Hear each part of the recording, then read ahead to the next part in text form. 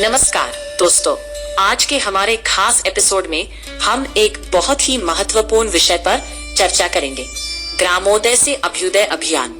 क्या आपने कभी सोचा है कि गांवों का विकास कैसे संभव है?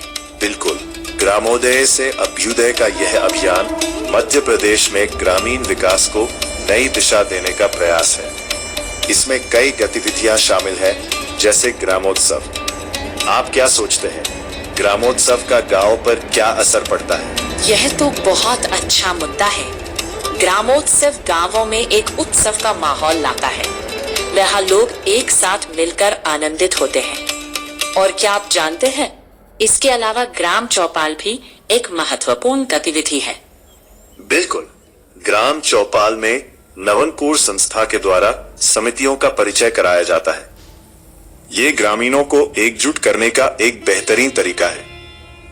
क्या आपको लगता है कि इससे ग्रामीणों की समस्याएं भी हल होती हैं? हाँ, निश्चित रूप से। इसके अलावा ग्राम रैली जैसे कार्यक्रम भी है, जो स्वच्छता, नाशमुक्ति और समरसता जैसे विषयों पर जागरूकता फैलाती है। सही कहा आपने।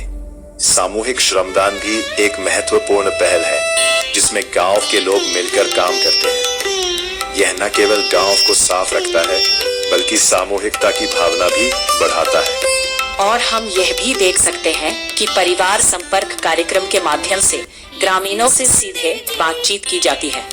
इससे उनकी समस्याओं को समझने का अवसर मिलता है। आखिरकार हमारे संकल्प भी बहुत महत्वपूर्ण है, जैसे कि सामाजिक समरसता, पर्यावरण संरक्षण और नशा मुक्त समाज। ये सभी पहले हमें एक विकसित मध्य प्रदेश की ओर ले जाती है।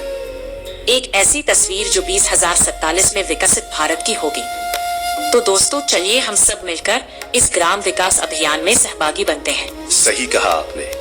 हम सभी को मिलकर कदम बढ़ाने होंगे, ताकि हम एक विकसित मध्य प्रदेश और अंततः एक विकसित भारत की ओर बढ़ सके। धन्यवाद दोस्तों, आज के एपिसोड को सुनने के लिए। अगले एपिसोड में फिर मिलेंगे। तब तक स्वस्थ रहे और अपने गांव का विकास करें।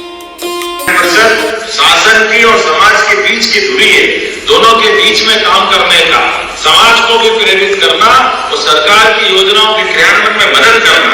इसलिए उम्मीद करता हूँ ये ग्रामोदय से अभ्युदय की भावना निश्चित रूप से बलवती होगी।